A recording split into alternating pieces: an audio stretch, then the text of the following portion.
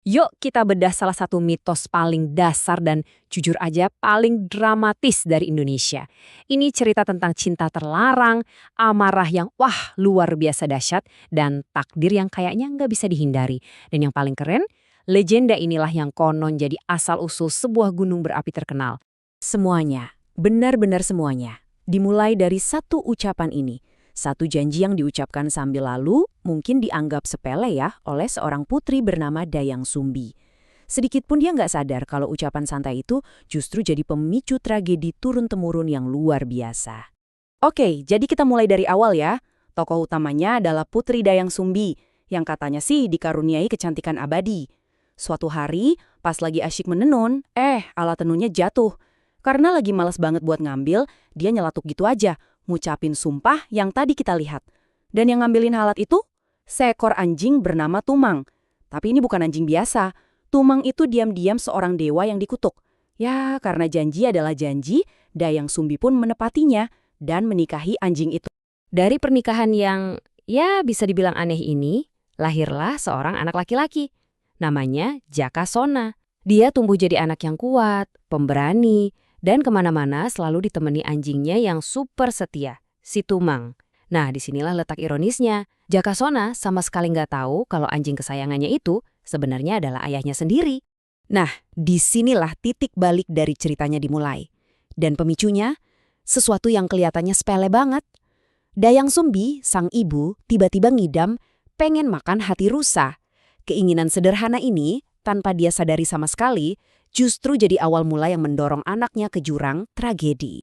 Oke, Jakasona pun berangkat berburu. Pastinya bareng Tumang. Tapi anehnya, pas mereka ketemu rusa, Tumang justru nolak buat ngejar. Entah kenapa, Jakasona jadi frustasi kan? Dan dalam puncak amarah sesaatnya itu, dia melakukan hal yang tak terpikirkan. Dia membunuh Tumang, ayahnya sendiri, lalu mengambil hatinya dan dibawa pulang untuk ibunya. Begitu Dayang Sumbi sadar kalau hati yang baru aja dia makan itu adalah hati Tumang, suaminya, wah, amarahnya meledak gak terkendali.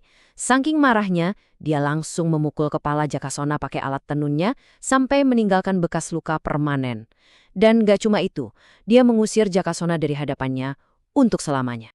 Tapi ternyata di pengasingan itu, Jakasona bukannya mati. Malah sebaliknya. Dia justru diadopsi oleh roh-roh alam yang sangat kuat yang disebut Guryang. Para Guryang ini melatihnya, memberikannya kekuatan-kekuatan gaib, dan benar-benar mengubahnya menjadi sosok yang sama sekali baru dan jauh lebih kuat.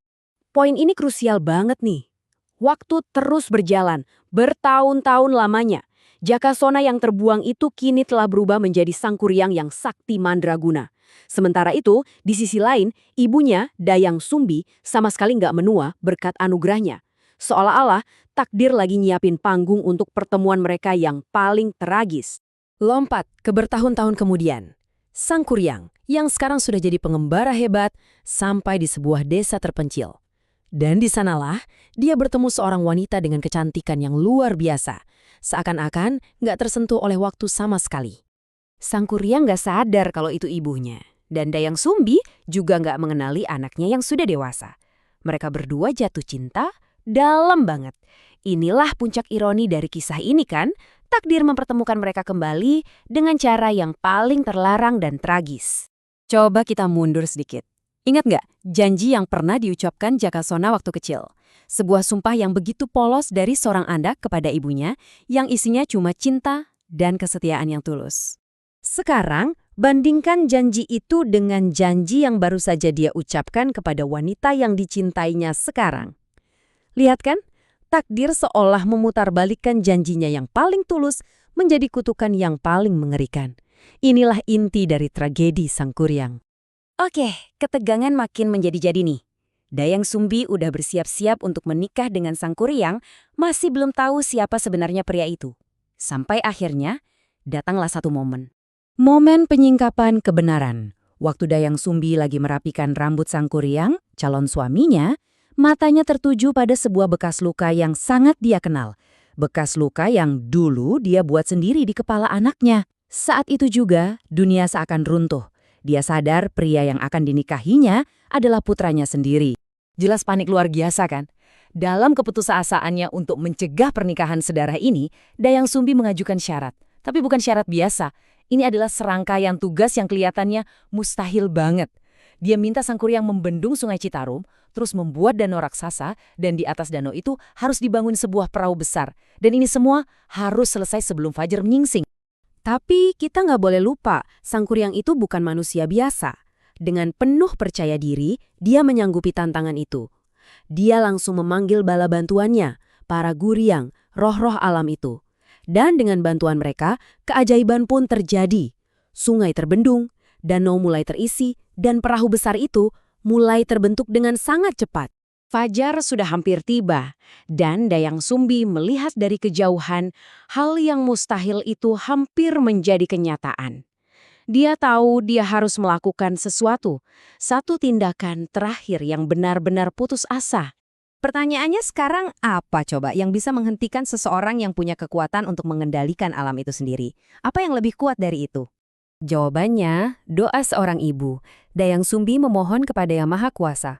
Lalu dengan kekuatannya, dia membentangkan selendang sutranya yang bercahaya, menciptakan ilusi fajar di ufuk timur.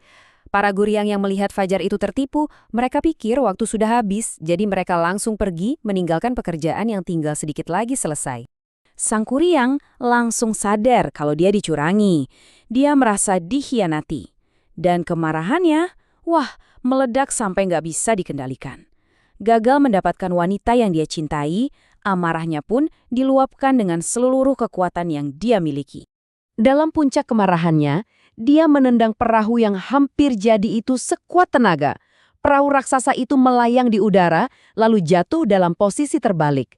Ini adalah ledakan kekuatan dan amarah yang puncaknya. Sebuah tindakan yang gak cuma menghancurkan karyanya, tapi benar-benar mengubah bentuk daratan di sekitarnya. Dan disinilah legenda bertemu dengan geografi. Perahu yang terbalik itu secara harfiah Tangkuban Perahu. Ya, nama gunung yang terbentuk dari perahu terbalik milik Sangkuriang. Mitos ini jadi penjelasan asal-usul salah satu gunung berapi paling terkenal di Indonesia. Jadi, jejak legenda ini bukan cuma cerita pengantar tidur. Perahu terbaliknya menjadi gunung Tangkuban Perahu. Dan danau luas yang dia ciptakan itu, konon cekungannya menjadi tempat berdirinya kota Bandung sekarang. Jadi jejaknya benar-benar terukir secara fisik di lanskap Jawa Barat. Kisah Sangkuriang ini akhirnya meninggalkan kita dengan satu pertanyaan besar buat direnungkan. Apakah takdir kita itu sudah dituliskan di atas sana oleh langit? Atau jangan-jangan takdir itu kita tempa sendiri lewat janji-janji, bahkan ucapan sepele yang kita lontarkan di bumi?